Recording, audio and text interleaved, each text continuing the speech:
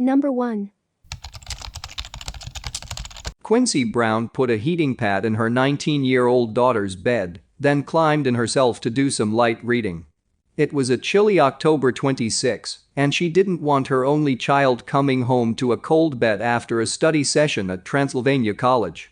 Betty Gail Brown never got home that night in 1961, and her death is one of Lexington's great unsolved mysteries and its oldest cold case.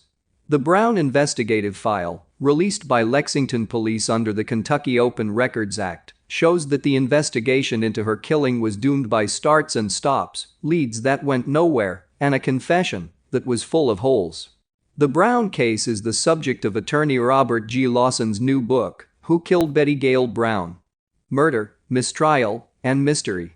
Lawson will appear with his book at the Kentucky Book Fair on November 18 at Altic Arena. This much is clear about the case of Betty Gail Brown. She was found in her little car in the driveway in front of Transylvania's Old Morrison building early October 27, 1961, strangled to death with her own bra. Police files say she left nearby Forer Hall about midnight, died about 1 a.m., and was found strangled in her car about 3 a.m. by a Lexington policeman. She hadn't been raped. Her purse was untouched, her books and notes undisturbed. Her keys were slung into the back seat of her little French-made Simca car. Beyond that, the case veers into chaos. No one, even the man who confessed to the murder in 1965, had a motive. Betty Gail was a member of Phi Mu sorority at Transylvania. She was popular, studious, focused. She was a Sunday school teacher at Central Christian Church. Brown, a commuter student who lived with her parents on Lackawanna Road, was supposed to be headed home about midnight October 26.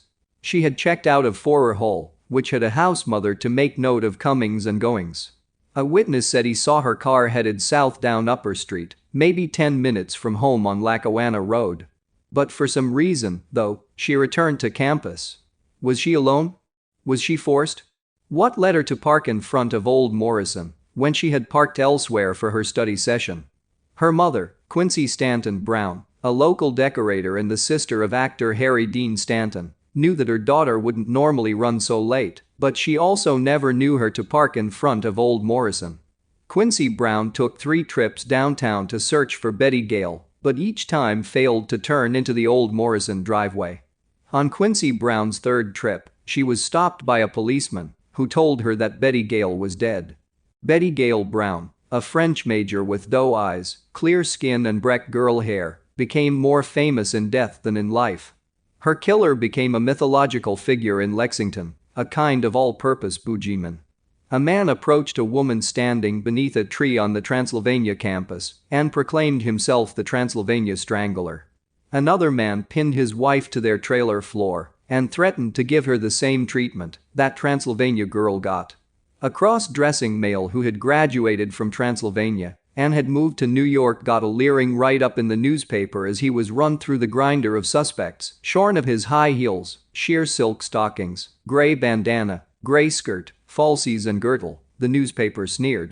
In 1965, a man losing his battle with alcohol addiction confessed to the crime in Klamath Falls, or. His name was Alex Arnold, alias Don Eagle, alias Don Ringo, and he told quite a tale about the night Betty Gail Brown died. While Arnold was in a Lexington jail awaiting trial, Quincy Brown came to see him. "You did not kill my daughter," she told him, according to Arnold. In fact, rumors had circulated that Quincy Brown herself had killed her daughter. She asked a neighbor about them, according to Lawson's book, and was told they were given no credence. Arnold's trial in Lexington ended in a hung jury, 7 for acquittal, 5 for conviction, and was declared a mistrial. Arnold recanted his confession during the trial. He said that maybe he had dreamt his scenario. Arnold was never tried again. The case was marked cleared by arrest.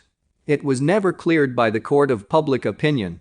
Lawson says in his book that he doesn't think Arnold killed Betty Gail Brown, but he acknowledges that he might have. Arnold's confession said that he was drunk, and that wasn't unusual. He claimed to have approached Brown's car, where he said 2 women were making out, and asked for a light for his cigarette. Arnold said the 2 repeatedly cussed him, so he reached into the car on the driver's side, grabbed Brown's hair, and smashed her head into the dashboard, leaving a bloody stain. The other girl fled, Arnold said, leaving him alone with the 98-pound Brown, who wasn't even 5 feet tall. A woman's Bulova watch was found nearby, although the police apparently didn't consider it significant to the investigation. Arnold claimed to have grabbed Brown's bra and used it as a ligature to strangle her, bracing himself with a knee jammed against the back seat. Apparently Brown was already unconscious because Arnold reported that her only reaction was just to quiver a little bit. Afterward, he said he got his first look at Brown, telling her, "What a cute little son of a bitch you are," kissed her on the right breast, wiped for fingerprints, and locked the car. Arnold claimed that he then went to the nearby apartment of a friend named May Hedges. The two had a drink, he claimed, and he passed out on her couch. Hedges later disputed Arnold's account. After Betty Gail Brown's body was found, Lexington police took photos of the body, her neck at an impossible angle, the bloody dent in the top of Betty Gail's head. She might have fought for her life. A photograph was taken of a broken fingernail on her left index finger. Those photos, which graphically show the damage to Brown's body, aren't attached to the released file. Brown's clothing was catalogued: a light beige silk shirt, a pair of gray and black walking shorts, a tan wool sweater, a pair of heavy white socks beneath brown Oxfords, size 4.5. Brown had been studying with friends for a biology test and had left the women's dorm after the group broke up. She had worn the clothes all day, had had dinner with her parents, and then returned to the Transylvania campus. The terror of her death dominated Lexington for years, reflecting the hysteria of the situation of a defenseless young woman attacked for no apparent reason very close to hundreds of college students. At visitation for Betty Gail at Kerr Brothers' funeral home, a classmate cried out, "I know who did it, I know who did it." She didn't know who had done it, after all. She told police she was just processing a theory. Betty Gail Brown was buried at Blue Grass Memorial Gardens just over the county line in Jessamine County, off Harrodsburg Road. The death continued to occupy Lexington's imagination to the point that on January 21, 1988, Sergeant Fran Root sent a memo to then-Lieutenant John Bizik, instructing him to get up to speed on the case information so that the department could handle future inquiries. It should be pointed out that none of the past inquiries have materialized into leads that have been substantiated, Bizik wrote. It should also be pointed out that the case materials from this 1961 homicide lack sufficient documentation to determine whether some information was ever fully known or pursued during the 1961-63 investigation. He also wrote that no consistent records were kept of assignments, follow-ups, directions, eliminations, possible suspects for future evaluation of the evidence. Then Bizik made a stunning admission: none of the evidence introduced at Arnold's trial was available for re-examination.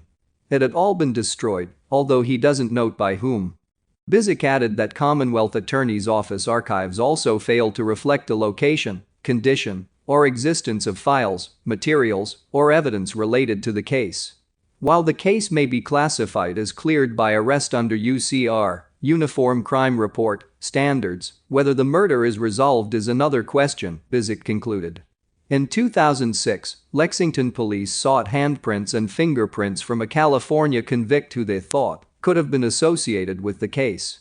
Adolf Laudenberg had been charged in California in connection with 4 homicides from the 1970s, in which all the victims were female and all were strangled. The prints were initially ruled inconclusive. Police also talked to Laudenberg's wife, but determined that she had no knowledge of the murder. They spoke with his brother and sister, but neither knew whether Laudenberg had lived in Lexington in 1961. Finally, in 2012, the FBI confirmed that Laudenberg's prints were not a match with prints found on Brown's car. In 2015, the Kentucky State Police Forensic Laboratory said the same thing. Betty Gail Brown's clothing was retrieved from an uncle in Florida in 2005 and was retested in an attempt to identify a DNA profile, which yielded no new leads.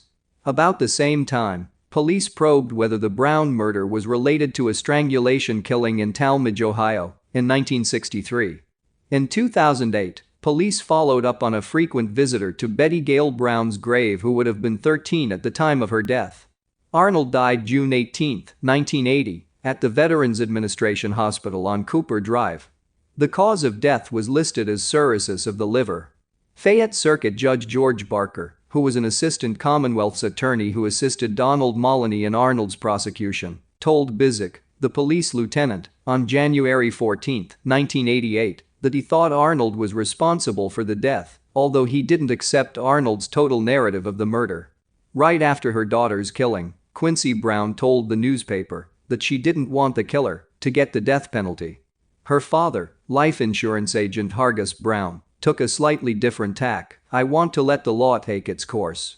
Even if he is never found, he will be punished by his conscience, but I want to see him caught. I'm afraid this could happen to another person." Hargus Brown died in 1990 in Brevard County, Florida. Quincy Alice Stanton Brown died in 2002 at age 81, also in Florida. Her cause of death was listed as an injury. The Browns are buried at Bluegrass Memorial Gardens, near Betty Gail.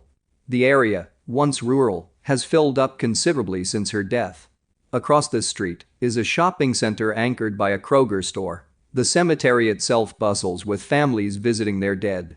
The mystery surrounding Betty Gail Brown's death continues. Number 2. On first glance, Jennings, Louisiana appears to be just another sleepy village in Cajun country, flat farmlands, dirt roads, rice fields and crawfish ponds. Although officially a city, there are fewer than 10,000 residents, many of whom pursue decidedly rural hobbies in the surrounding swamps. But those swamps held secrets, and in 2005 the residents started stumbling upon them.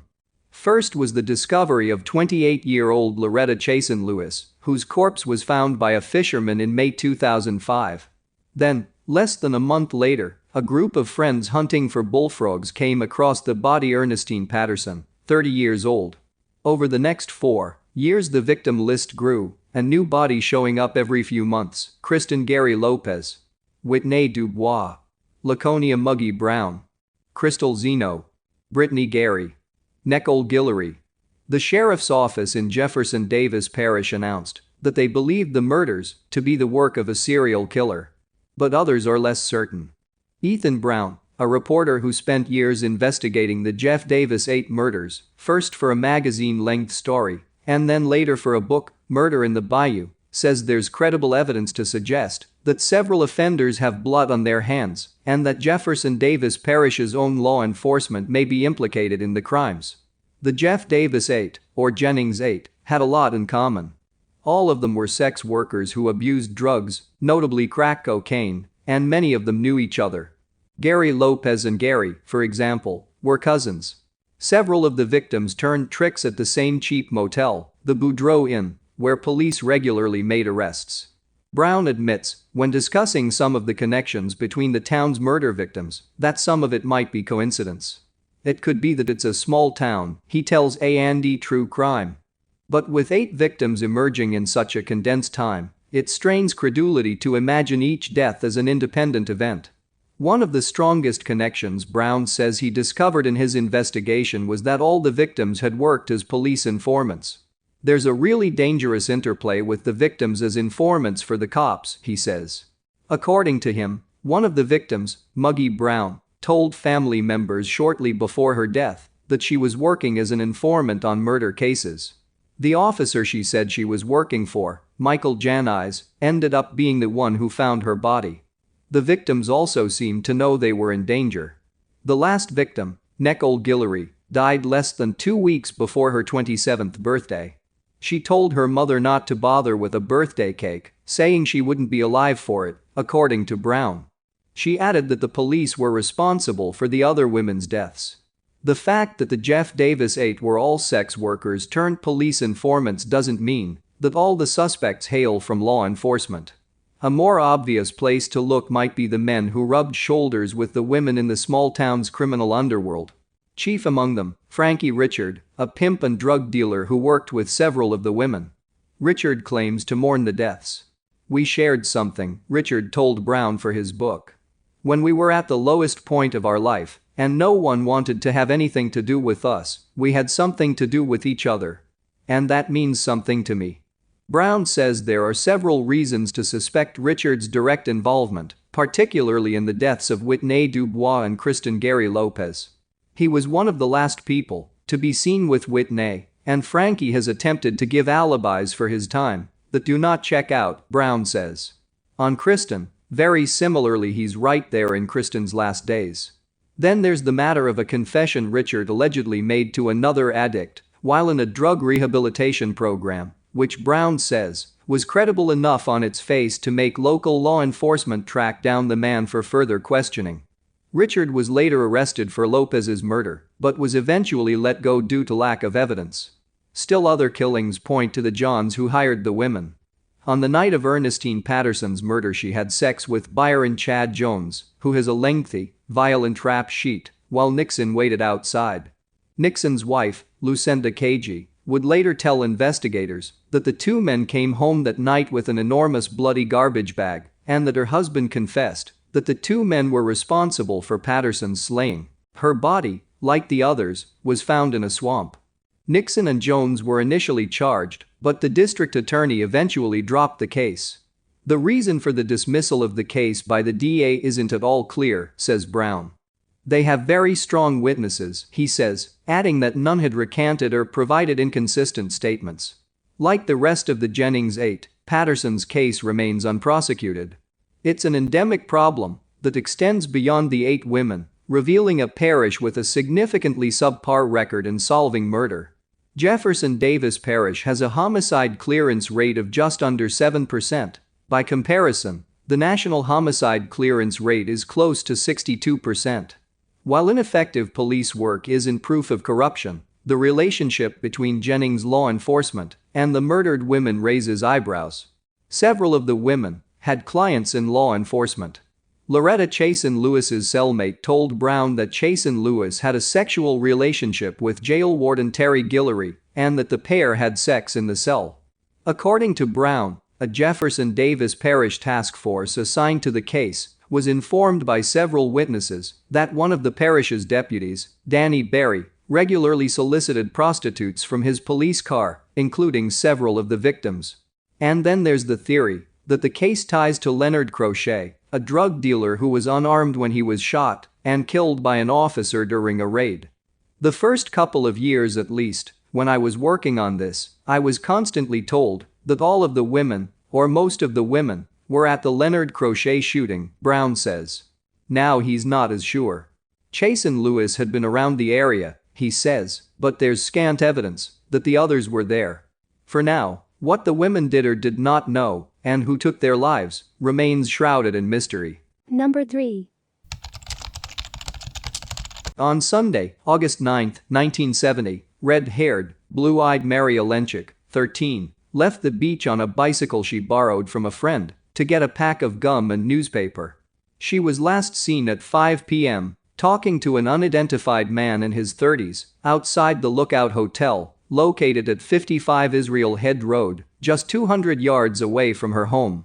He was driving a faded maroon sedan with a scratched hood. A woman staying at the hotel said it appeared that Mary was giving the man directions. She also said she saw Mary enter the man's vehicle. When Mary failed to return home by 7 p.m., her mother called the police to report her missing. Police found Mary's bicycle propped up against a wall of a breezeway at the Lookout Hotel, but there was no sign of the young girl. Over the next several days, a massive air and ground search took place. Green Berets piloted Army helicopters to scout a 3-mile coastal strip north of Ogunquit for abandoned vehicles near wooded areas. Volunteer firefighters combed the woods for clues to Mary's whereabouts but found nothing. Her parents waited for 2 days for a ransom call, but they never received one. During the search, Mary's family remained in seclusion. General Peter Olenchuk oversaw Operation Chase, the acronym for Cut Holes and Sink 'Em. It was an ocean disposal program where the Army loaded chemical weapons onto ships and later dumped them at various locations in the ocean. According to Jesse Ellison of Downeast.com, on August 8, 1970, one day before Mary's disappearance, a Kentucky newspaper reported a threat from a student group that said it would kidnap the families of those involved. At a press conference on August 20, 1970, Peter said he was chosen for the nerve gas assignment because of his training in chemical warfare and doubted his daughter's abduction was related to his work. Police found no evidence linking the two together. Other than a brief phone interview in 1971, Peter Olenchuk never again spoke publicly about his daughter's murder. On Saturday, August 22, 1970, Special Policeman George Laberge had been searching all day for Mary and was probing an area around the Parsons farm on Brown Street near the Mawson River. Laberge decided to explore a barn on the property. Hidden under a pile of hay, Laberge found the partly decomposed body of Mary Olenchuk. The barn was only a few miles from the Olenchuk's summer cottage. It had been checked earlier during the 2 weeks of searching. Police believed the killer was familiar with the barn. Several hippies had camped out on the farm in the weeks before the killing. Authorities transported the body to a hospital in Waterville, where Dr. Irving Goodoff, a deputy chief medical examiner, performed the post-mortem. The autopsy revealed Mary was strangled to death. A piece of rope had been wrapped tightly around her neck.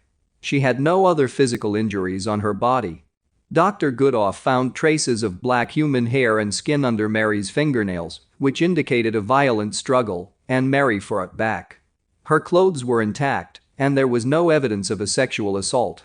With no sexual assault, police were at a loss for a motive in the killing. Dave Swearingen of the Associated Press wrote in 1971 that one of the biggest problems encountered is that the area's population, swelled by the annual tourist influx, goes from the hundreds in the winter to about 100,000 in the summer. The temperature hit 90 degrees the weekend Mary disappeared. Thousands of vacationers hit the beach to cool off, which hampered police efforts to locate Mary. Mary Olenchuk's killer may have been a tourist who fled the area shortly after her murder. Mary Olenchuk's murder was similar to other killings that occurred in New Hampshire 1 year earlier, and police explored possible connections. On January 29, 1969, 11-year-old Debbie Horn of Allentown, New Hampshire, stayed home sick from school after falling on the ice and had complained of pain. When her mother returned home from work at lunchtime, the back door was open and Debbie was gone. Debbie's unclothed, decomposed body was found 20 miles from home in the trunk of an old abandoned car in August 1969. On July 4, 1969, Debbie Horn's teacher, Luella Marie Blakesley, 29, disappeared. Her body was found 29 years later in 1998.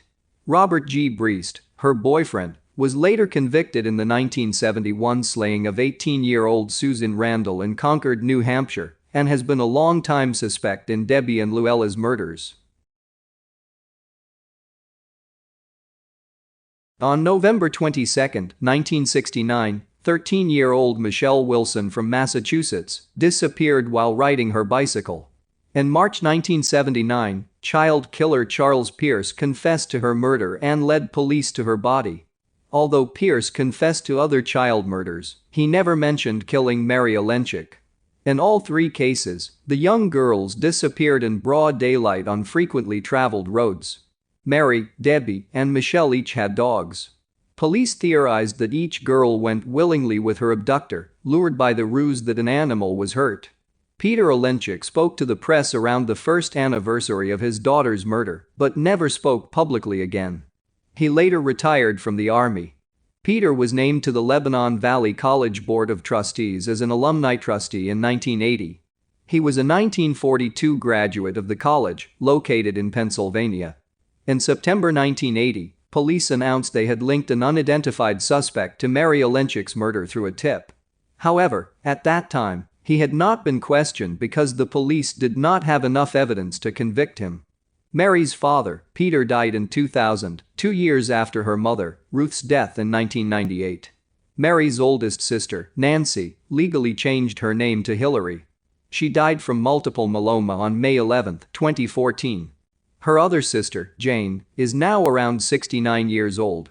On the 37th anniversary of Mary's murder, police made a public appeal for information in the case.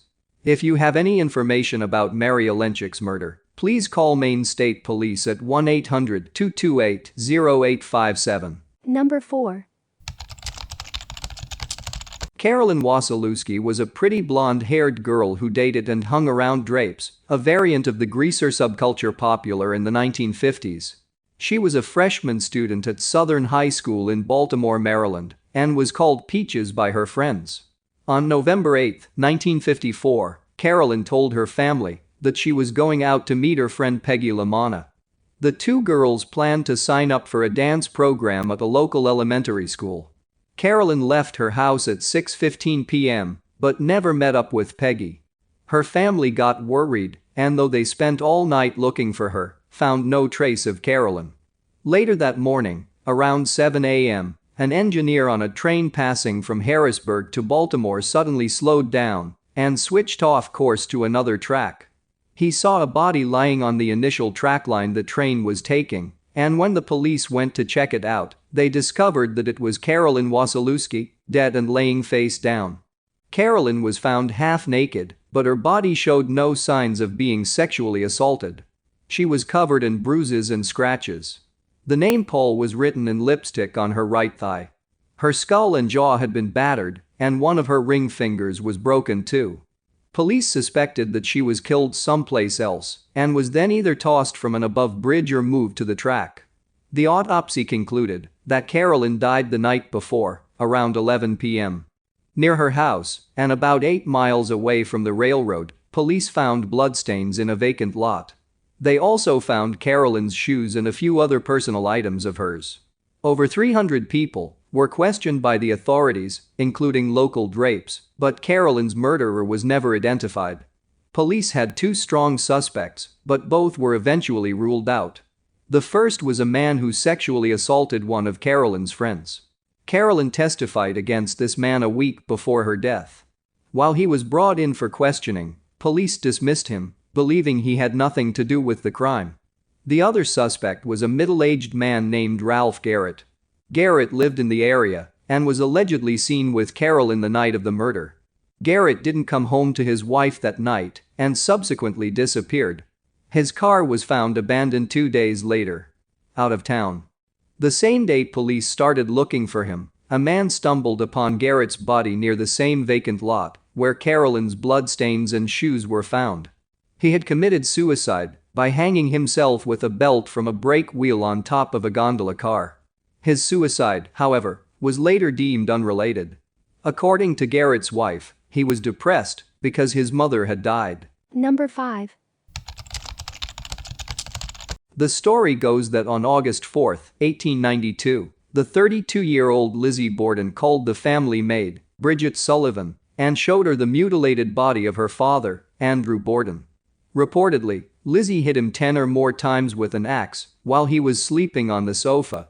But that was not the end of the horror that Sullivan faced. In the guest room lay the body of Lizzie's stepmother, Abby Borden, who was struck around 20 times with the same weapon.